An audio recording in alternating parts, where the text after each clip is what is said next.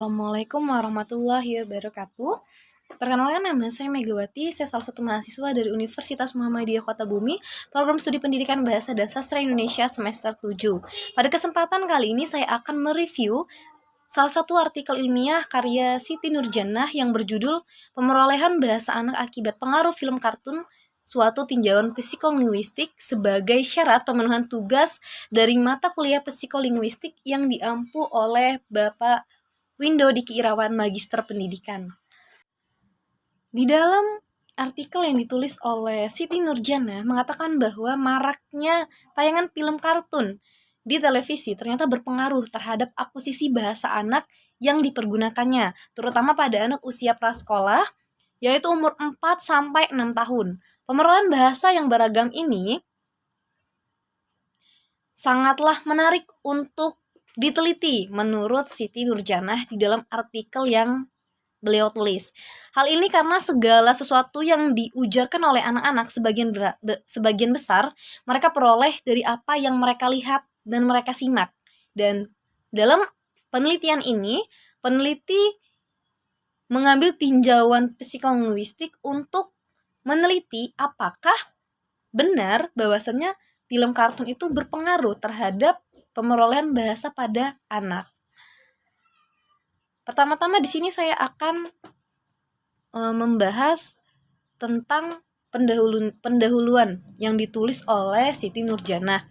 Senada dengan yang diungkapkan oleh Khair dalam Krida Laksana tahun 2008, Siti Nurjannah mengutip tersebut menyatakan definisi dari psikolinguistik adalah ilmu yang mempelajari hubungan antara bahasa dengan perilaku berbahasa. Nah, pada penelitian ini, pada artikel ini, Siti Nurjannah mengungkapkan bahwa film kartun itu berpengaruh terhadap akuisisi pemerolehan bahasa yang digunakan oleh anak usia 4 hingga 6 tahun.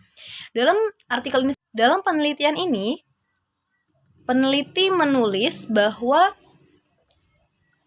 penelitian yang ia lakukan menggunakan metode kualitatif yang bersifat deskriptif.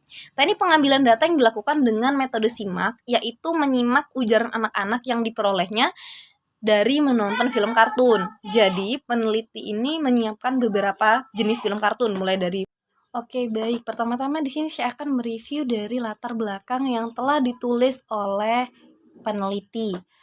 Di sini peneliti bertujuan untuk mengetahui apakah benar film kartun itu mempengaruhi akuisisi penggunaan bahasa pada anak usia 4 hingga 6 tahun.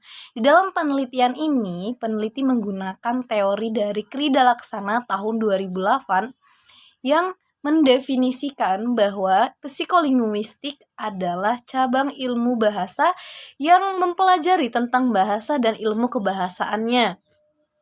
Dalam penelitian ini, peneliti menggunakan metode kualitatif deskriptif, di mana peneliti menggunakan metode simak dan catat.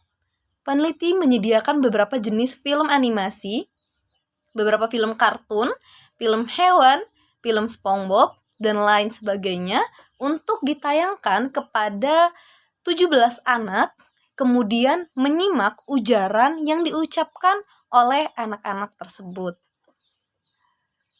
Menurut Mahsun, tahun 2005 yang dirujuk oleh si peneliti mengatakan bahwa metode simak adalah cara memperoleh data dengan menyimak penggunaan bahasa berupa lisan dan tulisan. Sedangkan menurut Surya Brata pada tahun 2012 yang telah dirujuk oleh sang peneliti, penelitian deskriptif merupakan akumulasi data dasar untuk membuka pencanderaan atau deskripsi tentang kejadian yang saling berhubungan, mentes, hipotesis, membuat ramalan untuk memperoleh makna dan implikasinya.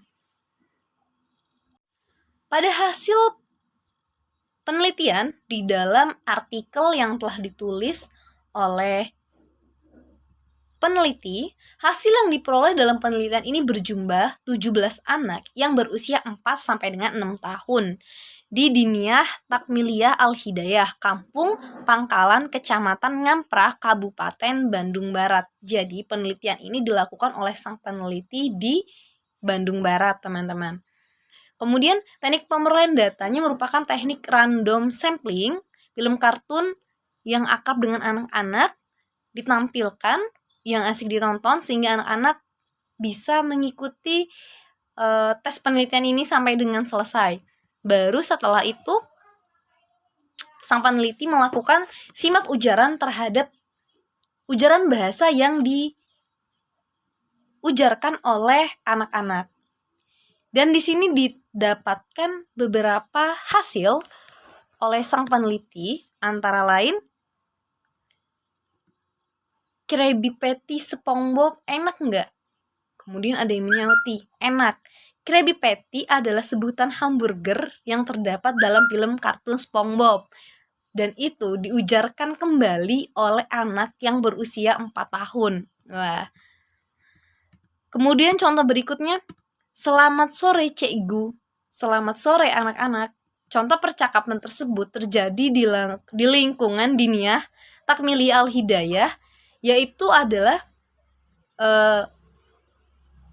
ujaran tersebut berasal dari film Upin Ipin. Dan itu diujarkan kembali oleh anak-anak di dalam aktivitas mereka sehari-hari setelah menonton film kartun Upin Ipin. Kemudian satu contoh lagi, Wan, hafalan surat pendek sudah hafal belum? Dijawab oleh satu anak yang bernama Ezi, pastinya. Iya toh, iyalah. Kata iya toh iyalah merupakan kata-kata yang sering diucapkan tokoh William pada film Rizka dan si Gembul. Diucapkan kembali oleh anak-anak tersebut setelah menonton film Rizka dan si Gembul.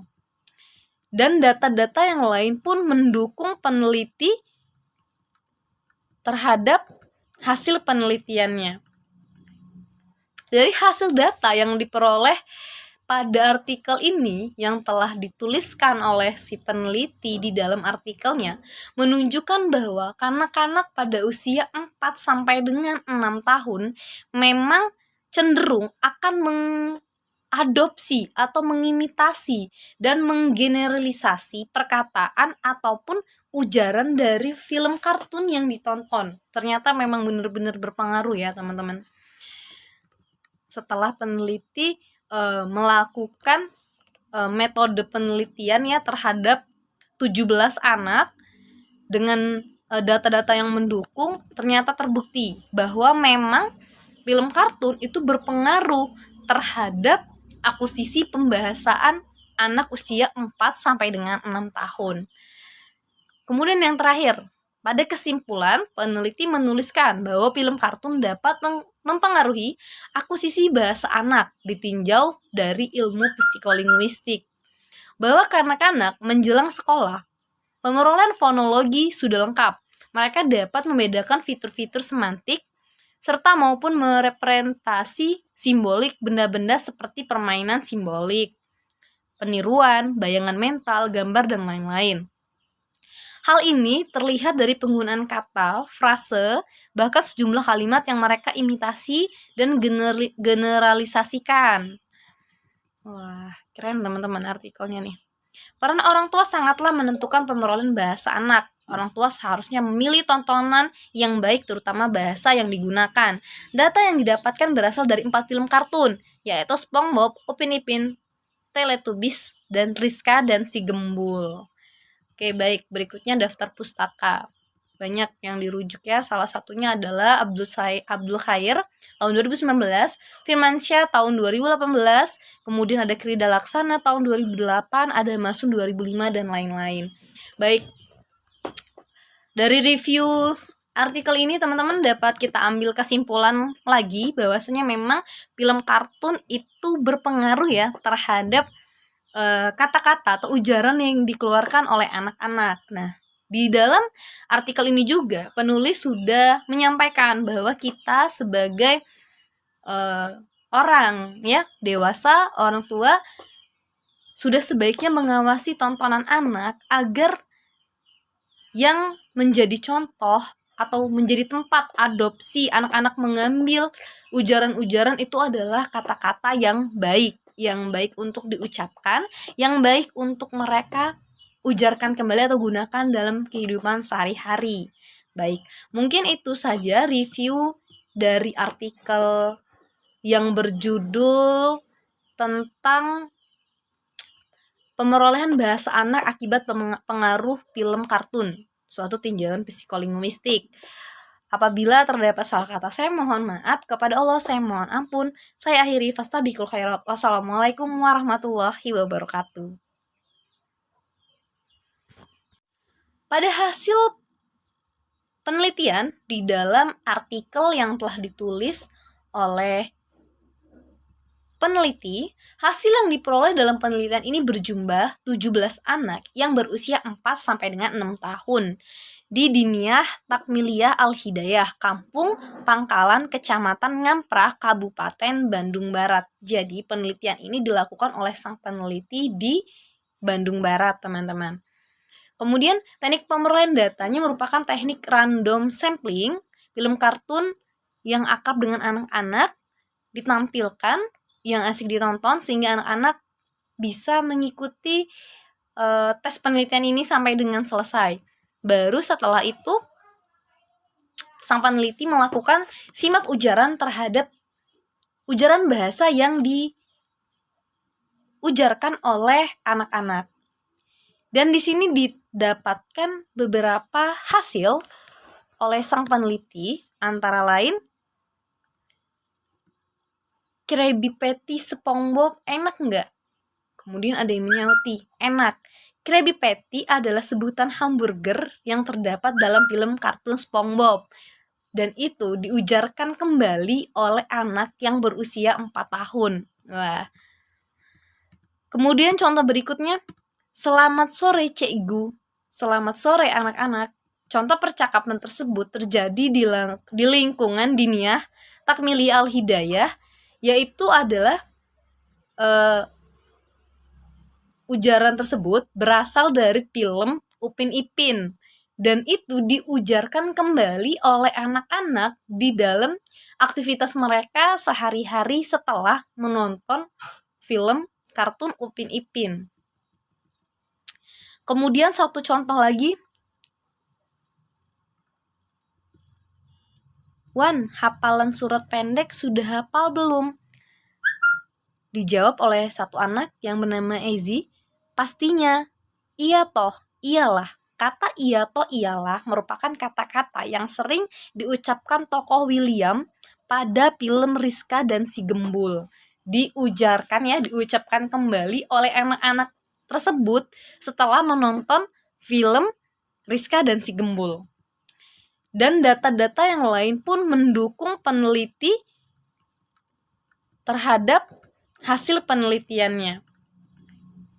Dari hasil data yang diperoleh pada artikel ini yang telah dituliskan oleh si peneliti di dalam artikelnya, menunjukkan bahwa kanak-kanak pada usia 4 sampai dengan 6 tahun memang cenderung akan mengadopsi atau mengimitasi dan menggeneralisasi perkataan ataupun ujaran dari film kartun yang ditonton. Ternyata memang benar-benar berpengaruh ya teman-teman.